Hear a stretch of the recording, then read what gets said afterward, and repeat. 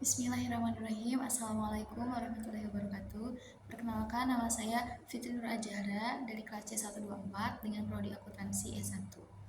Di sini saya ingin menjelaskan mengenai artikel populer tentang bahasa Indonesia dan kecakapan bahasa di masa kini. Artikel populer adalah suatu tulisan yang berisi hasil kajian, pandangan, atau opini penulis dengan menggunakan bahasa populer. Contoh bahasa populer adalah yang ringan dan mudah dipahami oleh para pembaca. Dan bahasa Indonesia penting bagi kehidupan masa kini, apalagi untuk remaja-remaja seperti aku. Bahasa Indonesia sangat penting bagi generasi muda karena memiliki banyak sekali fungsi, di antaranya adalah identitas bangsa, pemersatu, alat komunikasi, bahasa pengantar bagi pendidikan, mengembangkan karakter, melestarikan bahasa dan budaya daerah, dan mengekspresikan kreativitas. Identitas bangsa. Bahasa Indonesia adalah bahasa nasional dan lambang kebangsaan yang dapat memperkuat identitas bangsa. Berikutnya adalah pemersatu. Bahasa Indonesia adalah pemersatu masyarakat Indonesia dari berbagai suku, budaya, dan sosial. Yang ketiga adalah bahasa pengantar pendidikan. Bahasa Indonesia selalu dipakai oleh para pengajar, para pelajar dalam berkomunikasi tentang pendidikan di sekolah maupun di sosial tempat lainnya.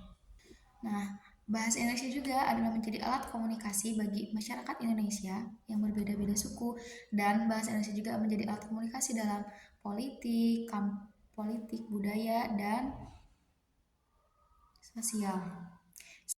Bahasa pengantar pendidikan. Bahasa Indonesia merupakan bahasa pengantar pendidikan anak bangsa.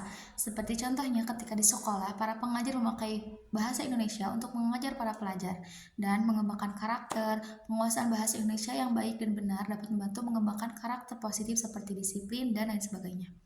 Melestarikan bahasa dan budaya daerah. Bahasa Indonesia dapat menjembatani kesenjangan antara bahasa modern dan daerah. Mengekspresikan kreativitas. Bahasa Indonesia dapat digunakan untuk mengekspresikan kreativitas dalam karya sastra, mulai musik hingga konten digital dan lain sebagainya. Kecakapan bahasa yang penting di masa kini adalah meliputi bahasa yang baik dan sopan, keterampilan berbicara.